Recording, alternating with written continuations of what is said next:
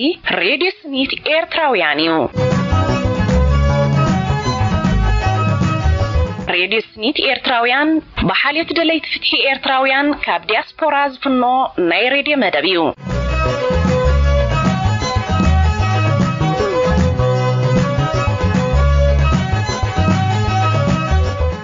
سنيت كل جزء قدام باقوتات إيرترا خبصة شمونتن وقوس خبصة شعاتن وانقوتات تقرنيان عربن شعاتن شحن 540 كيلو هرتز عم 31 متر باند ناب إيرتران كبابي أنزفنو ناي راديو فنويوم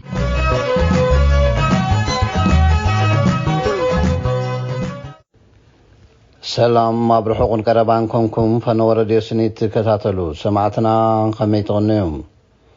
لوم قدام حدا كاتيت كل تشحن إسران تدارو مدباتنا جميرنا كسام زازم سانا ختصنحوم بقبر نعدم فلما عبيتي في الزاميتاتا بسومن زيح زنالكم قريبنا لنا أرستاتو نقدم أبز حدف عامت كل تشحن 10 تشعاتن لسبعان كل تنشعير تراويانا بإثيوبيا عقبا 5 حدتو لعلواي كوميشن سدتنيات حبرات هاجرات أفليتوم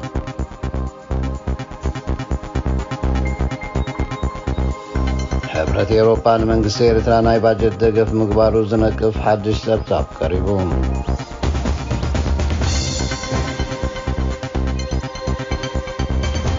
أمنستي انترناشنال من قصير إثيوبيان تقاومتي 10 مهلاو قريتوم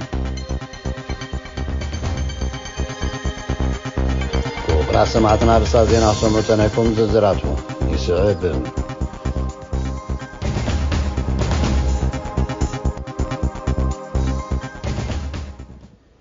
أبز حلف عامت كل تشحن 10 تشعاتن لسبعان كل تنشهير تراويان أبي إثيوبيا عقبا 5 حاتتو لعلواي كوميشن سدتنيات حبرات هاجرات تفليتوم تذكال كاب أديس أبابا بزرقحو حبريتام أبي إثيوبيا بزوان زي بتغلالا 239 شحن كلتا 281 إيرتراويان سدتنيات كم زلو خقرلت انكولو توم 70 كلتا شحن شوعات 230 شوعاتن أبز حلف عامت كاب إيرترا سجيروم عقبا 5 حاتتو مهانوم أسميرولوم ركب سلام إيرتران إثيوبيان كاب زجمرولو العلا عامتن منفقن بزحي نايتوم ناب إثيوبيا الناس قولوا عقبا زحاتو زلو إيرتراويان بزل على نهريو وسيخوم حبرات هاجرات أقدموا أبز غربو تبتاب أب نفس وكف ورحيب بقمقام أصلات 6 إيرتراويان عقبا محتات ناب إثيوبيا يسقروم مبزحتهم توم إيرتراويان سدتنيات أب كل التقراي أب زركب معسكرات عقبا حاتون كلو أب كل العفارن كتما أديس أبابا ونزنبرو أرلوهم حبرات أوروبا من قصير تراناي باجت دقف مقبارو زنقف حدش تبتاب قريبوم بارلما أوروبا حبرات بلت 23 ترياب زوعلو أخيبام حيالو كابا عبالاتو نت من قصير ترابا عبالات هاقراوي أقل قلوت كسرحو زهوتنو زلو مسمر سرقيا إيرترا إثيوبيا زلو ومتقومو أسمعهم ريبورتر نايتي بارلما ميفر ريباسي أب زغربتو تبتاب حبرات أوروبا نزي فاينانسا وحاجز انتغيروم أب إيرترا أب زكايد قدود عسكرنا بغط تايساتف كم زلو زملكتيو كتبل قليتام حيالو أبالات بارلما بوغنوم حبرات أوروبا منقس إيرترا زلقسو حاجز أب مجمريا زغلطو متن گنزب دحيرو زغلط مسترن ناستات 60 مليون يورو فللي سلزلوو قلتنت زغدودو يكبل نغيفام بهذه مسارات كأحبرات أوروبا ويأخول ويكأقلوز حبريتات لزيهابن تحاجز دوك بالتويعهم بارلما أوروبا وحبرات متوسطي عبالات هاقراوي أقول قلوت من قصتاو تكالات تمديبهم بزي كفليتي سرحو مهلاوهم بعبيو خا من قصي إرتران هزبون موكوزتاري تكمالهم كمزلو خول مرتعوتات زقربولو سلزغنم الزمالت كأمساح قراوي حقتات زتصارر قدود عسكرنا زبناوي بارنت يكايد كمزلو زملكتو يلوم ودبات إيرترا مش إثيوبيا زراخ مسمر ترقيان مهنات حبرات أوروبا منقست إيرترا توساخينا 95 مليون حاجز كهب كمزو السنة أقدمو تقريتيهم አምነስቲ ኢንተርናሽናል መንግስቲ ኢትዮጵያን ተቃውምቲ ያስር ምህላው ገሊጹም ዓለም ለኸ ተጠባቂ ሰብአዊ መሰላት ዝኾነ አምነስቲ ኢንተርናሽናል ኣብ ኢትዮጵያ ተመሊሱ መጽዩ ዝበሎ ምክልባትን ደገፍትን አባላትን ተቃውምቲ ውድባት ኮንዲኑም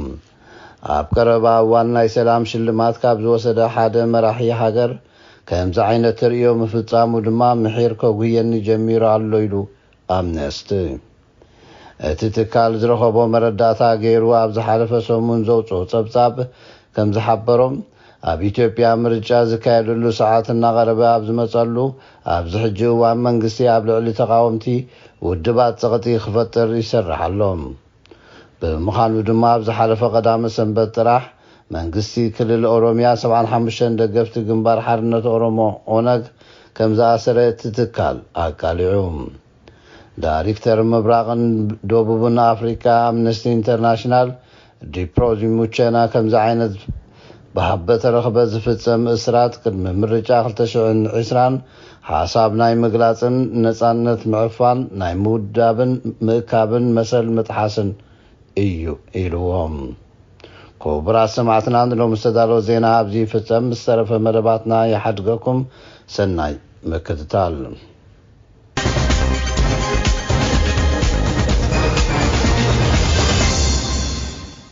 ኮብራ ሰማዕትና ካብ ዝቀጽልና ሓተታ ከነቅርበልኩም ኢና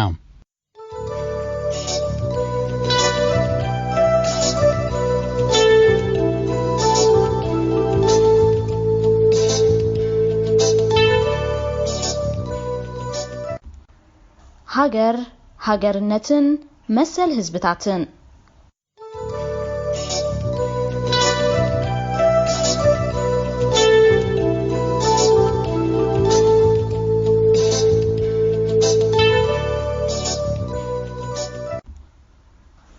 ኣብ ዝርእስና ንጉዳይ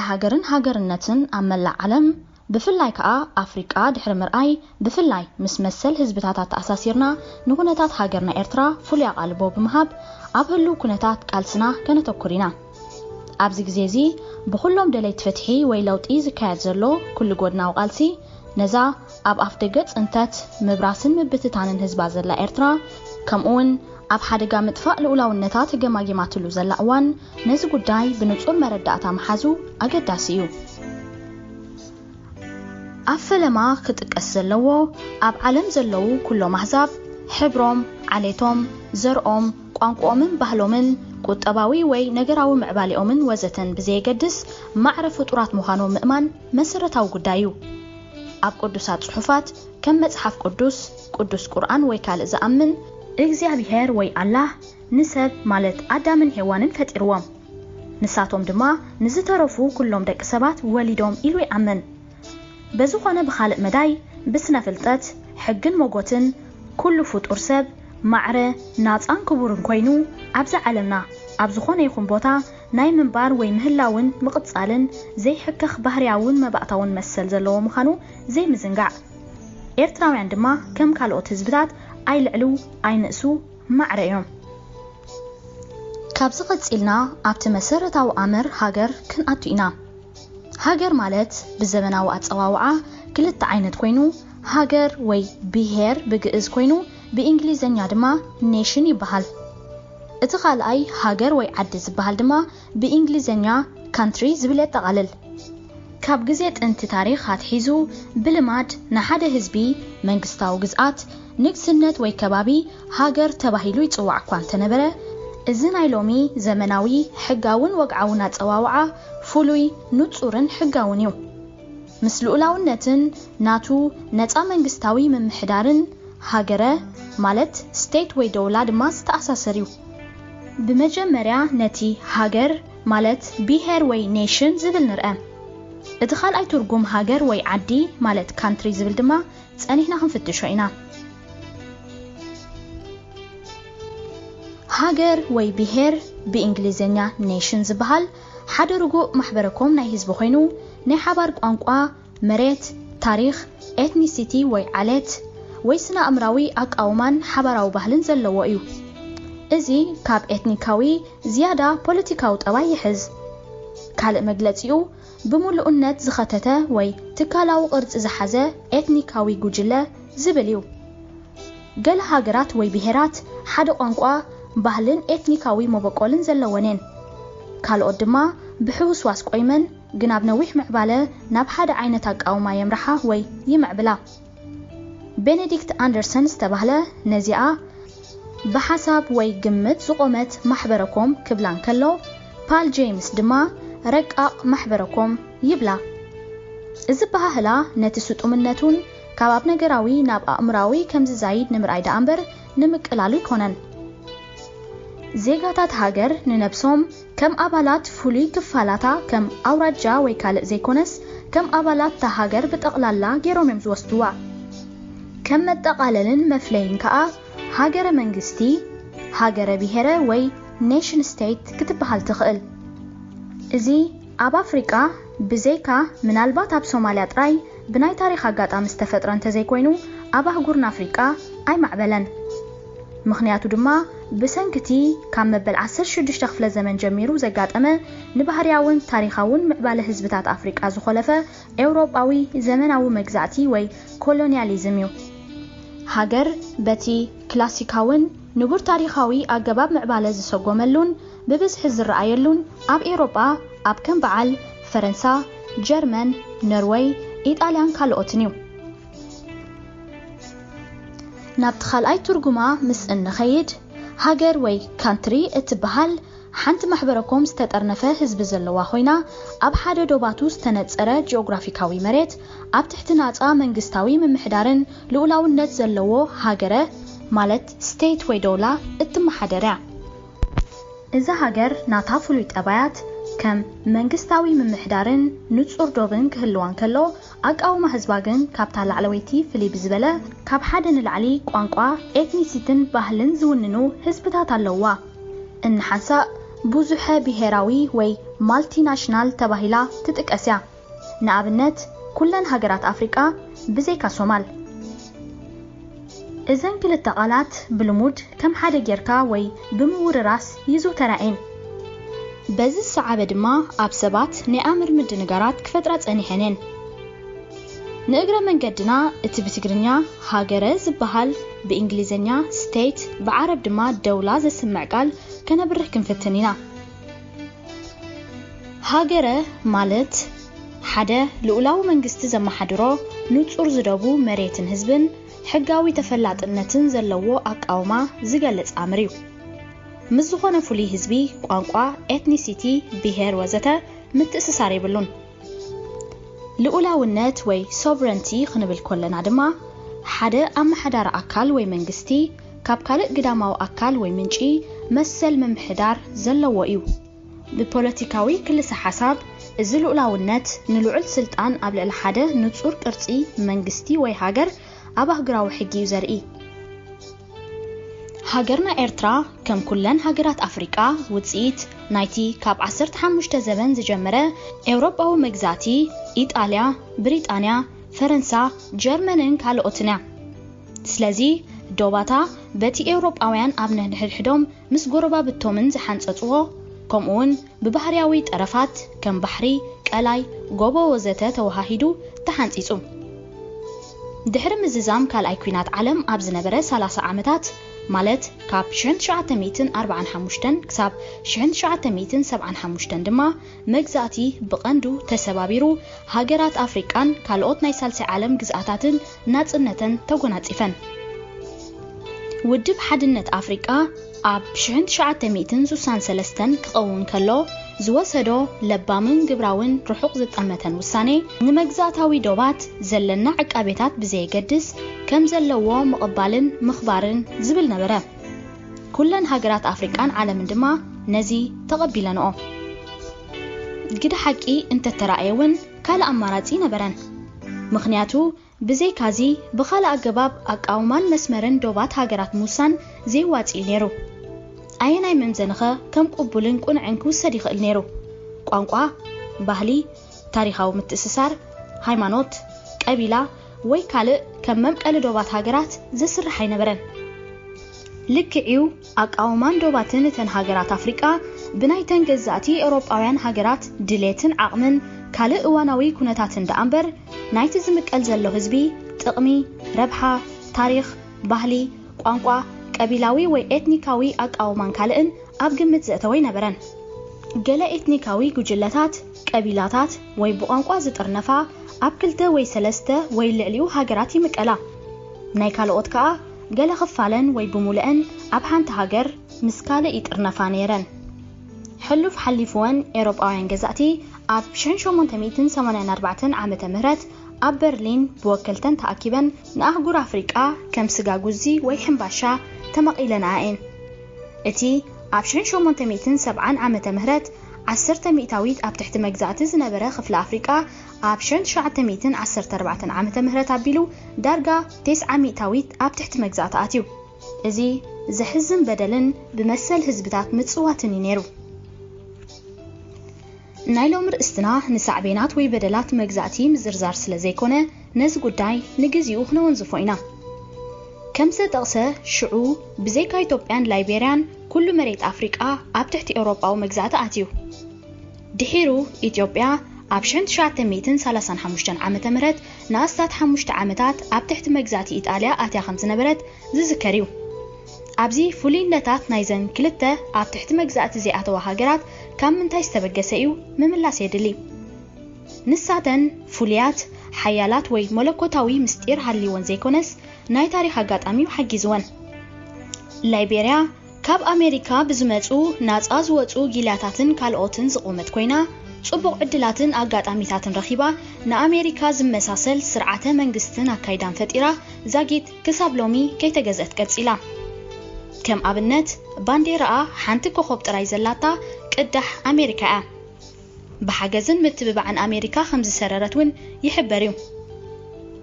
ኢትዮጵያ ድማ እቲ ባህርያዊ ኣቀማምጣ ሓጊዝዋ እተን ተወዳደርትን ተሃላለኽትን ዝነበራ ብሪጣንያን ፈረንሳን እናተጠማመታላ ቀጺላ ኣብ 1986 ዓመተ ምህረት ኢጣልያ ንኤርትራ ድሕሪ መሓዛ ክትቆጻጸራ ፈቲና ኣይሰለጣን ስዕረት ኢጣልያ ኣብ ውግዕ ዓድዋ ምዃኑ እዩ ንገዛ ርእሶም መራሕቲ ኢትዮጵያ ነዚ ሃገሮም ሕጂ ሒዛቶ ዘላ መልክዕን ስፍሓትን ከም እትሕዝ ዝገበሩ ምስቶም ኣብ ከባቢኦም ዝነጥፉ ዝነበሩ ኤውሮጳውያን ገዛእቲ ሓይልታት እናተሰማምዑን እናተመሻጠሩን ካብኣቶም ናይ ኣጽዋርን ገንዘብን ካልእን ሓገዝ እናረኸቡ እዮም ህላዊኦምን ስልጣኒኦምን ዝቐጸሉን ዘብሓሱን ኩነታት ከባብን ውድድር ገዛእትን ብታሪኻዊ ኣጋጣሚታት ንረብሖም ውዒሉ ኣብ ከባቢኦም ንዝነበሩ ህዝብታት ናጻ ንግስነትን መሬታትን ከም ሲዳማን ሃረርን ካልእን ወሪሮም መግዛእታዊ ግዝኣቶም ኣስፊሖም ምስታ ንኤርትራ ትገዝእ ዝነበረት ኢጣልያ ድማ ከም ጎረቤት ሃገር ኮይኖም ነቲ ምስኣ ዘዳውቦ መሬት ብስምምዕ ሓንጢጾም ፈሪሞም ስለዚ ሎሚ ህዝብታት ኣፍሪቃ ፈትዮም ጸሊኦም ነዚ ቅድም ኢሉ ዝተጠቕሰ ኽውንነት ተቐቢሎም ክነብሩን ክሰርሑን ሓቢሮም ክምዕብሉን ተገዲዶም ከም ሓደ ታሪኻውን ግድነታውን ዕጫ ተቐቢሎሞ ድማ ብስኒት ይሰርሑሉን ይነብሩሉን ኣለዉ ኣብ ግዜ ዶባዊ ኩናት ምስ ኢትዮጵያ ኤርትራ ነዚ መትከላትን ሰነዳትን ሒዛኣ ነቲ ግጭት ዛዚማቶ ኮሚሽን ዶብ ንወግዓዊ ዶባት ኤርትራን ኢትዮጵያን ሓንሳብን ንሓዋሩን ኢሉ ዝፈረዶ ዝደምደሞ ኣብ ውዕል ኣልጀርስ ከም መዕረኡ ኮይኑ ዝተፈረመሉ መትከልን ሰነድን ከዓ ኣብዚ ዝምርኮስ ኣቃውማ ሃገራት ኣፍሪቃ እዚ ካብ ኮነ ንጉዳይ ሃገርነት መሰል ህዝብታትን ዶብን ልኡላውነትን ምክፍፋል ኣውራጃታትን ኣቃውማ ቋንቋታትን ኤትኒካዊ ጉጅለታትን ወዘተ ብኸመይ ክትሓዝ ከም ዝግባእን እዞም ሕቶታት ድማ ብሃናፅን ኣወንታውን ኣገባብ ንረብሓ ህዝብን ድሕነት ሃገርን ብኸመይ ከም ዝተኣሳሰሩን ኣብ ዝስዕብ ክፋል ክንርኢ ኢና ሰናይ ቅነ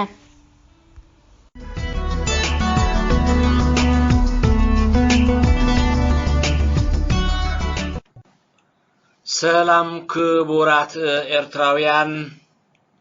ዝኸበረ ሃገራዊ ሰላምታና ይብጽሐኩም ኣብዚ ናይ ሎም መዓልቲ ሕዚ ቀሪበ ዘለኹ መደብ ኢሳያስ ከም ደርሆ ዓርቢ ስቕለት ዝብል ኣርእስቲ እዩ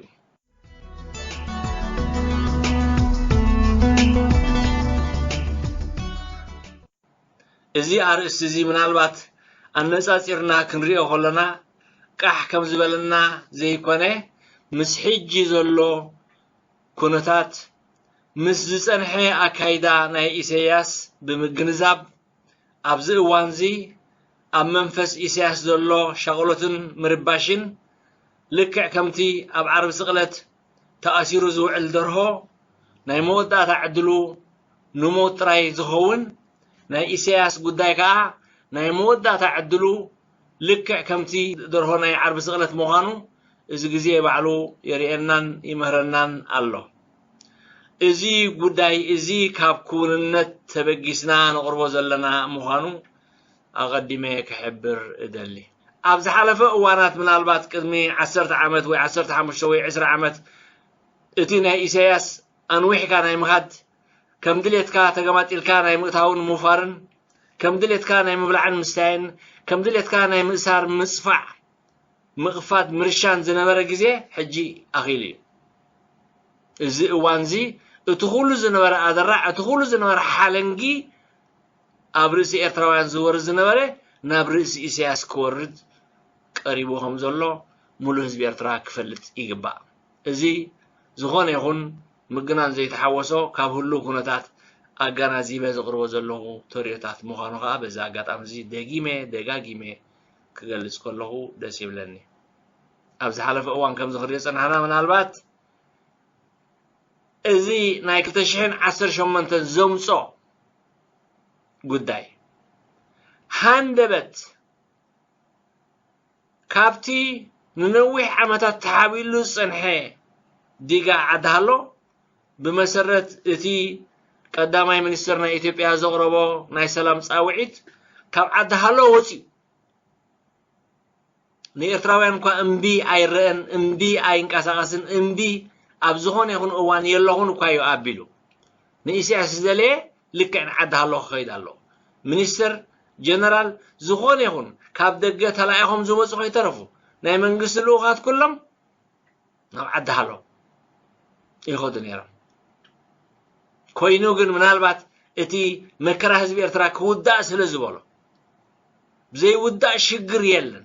ዘይሓልፍ ፀበባ የለን ዘይብቅዕ ምረት የለን ምረት ኤርትራውያን ከዓ ሰማይ በፂሑ ሽግር ኤርትራውያን ከዓ ካብ ሙሉእ ዓለም ዝኸፈአ ኮይኑ ግን ንኹሉ መዓልቲ ኣለዎ ኢሉ ንጉስ ዳዊት ንኹሉ መዓልቲ ስለ ዘለዎ ከዓ ሕጂ መዓልቲ ናይ ህዝቢ ኤርትራ ትመጽእ ኣላ ዓርቢ ስቕለት ስለ ዘለኻ ከም ደርሆ ዓርቢ ስቕለት ሕጂ ተኣሲርካ ስለ ዘለኻ ብዘይካ እቲ ኩሉ ናብ ኤርትራውያን ዝወርድ ዝነበረ መግረፍቲ ክትቅበል ተዘይኮይኑ ካልእ ምርጫ የለን ለባም ኣተሃድማ ዕብያት ገይሩ ዝሃድም ኣብ ዝተፈላለዩ እዋናት እውን ነይሮም እዮም ብዙሓት ናይ ዓለም መራሕቲ ናይ ህዝቢ ናዕቢ ክመፆም ከሎ ወይ ድማ ከም ደርሆ ዓርቢ ስቕለት ከም ዝተኣሰሩ ክርድኦም ከሎ ንኹሉ ገምጋም ገይሮም ሙሉቕ ኢሎም እዮም ዝወፁ ኣብነት መንግስቱ ሃይለማርያም ናይ መንግስቱ ሃይለማርያም ኣተሃድማ እንድሕር ርኢና ኣተሃድማ ዕብያት እዩ ነይሩ ጅግና ተጋዳላይ ንኣስመራ ብኩሉ ማእዘን ምስ ኣኽበባ ኣብ ከባቢ ደቀ ምሓር ዝነበረ ኩናት ናብ ኣስመራ ገፁ ምስ ገስገሰ እቲ ሓያል ዝበሃል ዕርዲ ብረዚን ዋጋ ናይ ደቂ ኤርትራ ፈሪሱ ሓይልታት ምክልኻል ኤርትራ ናብ ከባቢ ኣስመራ ገፆም ምስ መረሹ መንግስቱ ሃይለማርያም ተሓንቲ ዝነበረቱ ዕድል ነፋሪት ተሰቒሉ ምስቶም እሙናት ዝበሃሉ ሓለውቱን መማኽርቱን ኣብ ደቡባዊ ወገን ናይ ኢትዮጵያ ዝምረቕ ቤት ትምህርቲ ስለ ዘሎ ጓድ መንግስቱ ሃይለማርያም ቤት ትምህርቲ ክምርቑ ይኸዱ ኣለዉ ተባሂሉ ካብ ኣዲስ ኣበባ ካብኣ እታ ነፋሪት ምናልባት ኣብ ዩጋንዳ ድያ ኣብ ኬንያ ዓሊባ ዓሪፋ ካብኣ ኸዓ ናብ ዚምባብዌ ኣትያ ክሳብ ሕጂ ኸዓ ናብ ዚምባብዌ ይነብር ኣሎ እዚ ኣተሃድማ ዕብያት ትበሃል መንግስቱ ሃይለማርያም ነታ ተኣሲሩላ ዝነበረ ከም ዓርቢ ስቕለት ተኣሲሩላ ዝነበረ ገመድ ብጥበብ ብሜላ ገይሩ ፈቲሑ ክሳብ ሕጂ ህይወቱ ኣብ ዓለም ብሰላም ይነብር ኣሎ ሕጂ እውን نيسياس حانت تريفات الله قال ولا حانت مرجع زبال يلا زغول زغبر زلو حقب زغول زغبر زلو مغشاتات لعلن تحتن اديس ابا اسمران ناي ايثيوبيا مرحقا كومو زغبر زلو وقعون زي وقعون ركبات ناي عقل صبت ناي اب جمد استاسره ناي عرب سقلت درهو مخانو ازي بچبط نري زلنا ጉዳይ حج ግን ዝሆነ ይሁን መድሃኒት ዝባል ነገር የለም ካብቲ ከም ዓርብ ስቅለት ደርሆ ተኣሲር ካሉ ዘለኻ አምሊጥካ ክትወጸሎ ትኽእል ዕድል ምናልባት ነታ ኣብ እግርኻ ተኣሲራ ዘላ ገመድ ከምቲ ብልሓተኛ ደርሆ ተኺቡ ዝፈትሓሞ ዝሃድም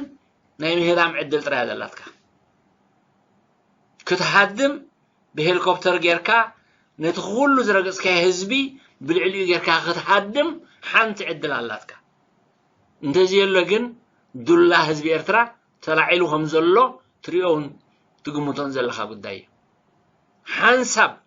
እቲ ንነዊሕ ዓመታት ዝተደቁሰ ኣንበሳ ከምኡ ኢሉ ተደቂሱ ኣይነብርን እዩ ኣብ ልዕሊተ ኣንበሳ ህዝቢ ኤርትራ ንሙሉእ መዋልካ ቸይ ክትብል ክትነብር ኣይከኣልኒ ዘበት كندي سبات فيكا كندي دمافسيسكا كندي قطبا هاجر اعنيها كندي كبرتاتنا ايرتراونت دمسيسكا كندي باهلن ورجا زغونه حبرتسب رميسكا تأموداتا تريفاتكا دلا عدل زي اترايا اي كوروندو نحنا كم زيغاتات ايرترا دك تبعتين دك انستيون اوشتن اب دغن زلنا دليت فتحن ايرتراويان دقباتينا تبدلنا لنا كاب جزانا سوقي كنا لها نحنا ها كنسوقك تدالينا لنا إزي زي ترف تاريخه وقدنت مهانو عاولنا نزارب له برزة أمان النتكا منم سخف زبلني نجار يلا زقود دايزي قدنت زخون نجار أبزي كرباك زي النوري حكي 29 عمت تقد كيتو حزب يرترا 29 عمت دمي حزب يرترا لك خمتي مس عقام استسقعت قلقال ملؤ موالا ختصاقت نبر حزب يتراها مسخا تصقعو ن29 عمت ابز غزي نصنت نبلو زلنا كاب تسعن حدن كساب حجي دميو قوسيلو تصاريفو تواردو ازي ጉዳይዚ معقنون يبلون ايكونندو كابانا ካብ ኤርትራውያን ካብቶም ስድራ ቤትካ ዝመጸካ ዝነበረ ተጽዕኖን ዝመጸካ ዝነበረ ዝተፈላልየ ማዕዳን ሓበሬታውን ሸለሊልካ ንደቅኻ ጽፊዕካ ተኸደሉ ዝነበርካ ግዜ ርሑቕ ኣይኮነን ንዝክሮ ጉዳይ ወድኻ ወዲ ፕሬሲደንት ሃዲሙ ካብ ደብ ተታሒዙ ንዝሓቂ እንታይ ዳ ኮይኑ ወድኻስ እንታይ ዳ ኮይኑ ብርሃነ ወድኻሲ እንታይ ዳ ኮይኑ ሃዲሙ إذا حدا خابتي كتملو سزق بأكايو أما دكسيها وين كان كتسئن كدكسن كل جزء ذكره ودها برهان زبالة كاسمعنا هنا باب بايلكوا بزعبا مقابر ناس حسيب كاتفل الدويلكوا لبام زروي نحنا نسخا كمز سلازق بركا نسخا سلازقت كات كايو نهزب يرترا نسخا سلازرشن كايو سلازعسر كايو نحنا هزبي إرترا أبدك خاحنا هم فدي أين دلينا بفلك أبتم لوهات دك برهان الإنسان زخون يكون حنا خفد هزبي إرترا أي دلينا فلابزيم ودخاجن لبا مستوعب سلزخونه بزعبا مرعنا أي بلكان بزعبا منبرنا أي بلكان بزعبا نبلعلو أي بلكان بزعبا نمهارو أي بلكان بزعبا مقابر ناس أبيكم زخون حاسبكات فلدو مزي زربازي بصحنا سلازخونه تمزغيو زلو تاريخاو زربايو كابزي من اسي ودها سمع كايوم سمعنا يعني كمزي مسكونها كتصورون سلازي كالكا نزقالات زي كمزي قطقط كايو كم قطقط تبغيسقا زقرعزي مسبعل ودي غالن كره تتحايزم كمزي هادمون جن بعدل ابدوكم تتحزون سمعنا سلازي حجي كابتي تأثير كالو دلو خناي درو عرب سقلت كتملو تقولو تغير عدل يلا منالبات توم جنرالات رعيدهم يم توم كورونيلات كأقد كيت أيامي توم تحتيهم دلون تأشيرهم يم فنحني حزب السب زخون يخون إرتراوي يلن يلقى بوقعها قليز كا أخازي أبتي صغيركا أبار شمروك زنورو اللقزي اتناي صغران قزيها أبزا حد زيها كاب حجين دحر دويل زشين سبع يلن يلقى تسميه أبزا حد زيها دويل زشين سبع يلن اتوم نخوني نازبلو زنورو غا ناب قدا قدي آتينا يمينا يلقى توم قدا قد زأتو هيوتهم تحالف منفسهم الله مسانا حضرهم الله مسانا تاريخهم الله مسانا نهزب إرترا زورسوه تاريخ جغننتن الله مسانا إزغا نعنا كم قرص خوينو كم سيفن والتان خوينو هزب إرترا من إسي إرترا نزي لبوان نزي حدرزن حدر سواتن عاتيقو يمسك الله من البات إتي زلو جزيه أصبغنا إنا نقوم زلنا بجبودك كم زي ناتكان ناي دكتور أبن زي كونه ناي فنتخش أتحساسبا ناي قول أتحساسبا زخون يكون زي تمهاري مهايم كحسبو زي كلا زراربا أتحساسبا كابون العلي حزب إرترا يفلتي أكايدهم زلو من قدهم علامهم ناي كترن ناي ليتن زلو مخرهم أصبغنا نفلتينا انتاي تقبر لهم انتاي تاخذ لهم زخول ذا الحجون ناي كوينات دبنا ابي قصخيت كم زلو نري لنا ابلع السماياتنا ايرتران ابلع السماياتنا ايثيوبيان زكيت زلو تصليم دبنا ابي قصخيت كم زلو نري لنا ازد مص زلو ماي ازد مص الله اي نمن يخو حرم اتو وحج نمن يخو وسدن اصبيقنا فلنا لنا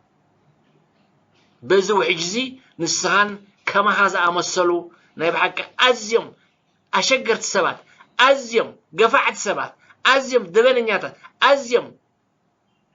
بدم زلق أي سبات بتوحج كو صدوم هارم الفلتالنا جزانا خنقاتنا حق دابخنا ملسينا بفتحي بسلام كنبرنا نسخاقن حجي لك كمتي أب عرب سقلت سر درهو لك عرب سقلت لبنا تسقل زولو لبها تسقل لهم زولو تفلت عليك أي نقد فكانينا كسع مودتها حزب إرترا كتحازك مخانو بزاقات أمزي دقاقيمة كقول صعيد اللمو أجوها حزب إرترا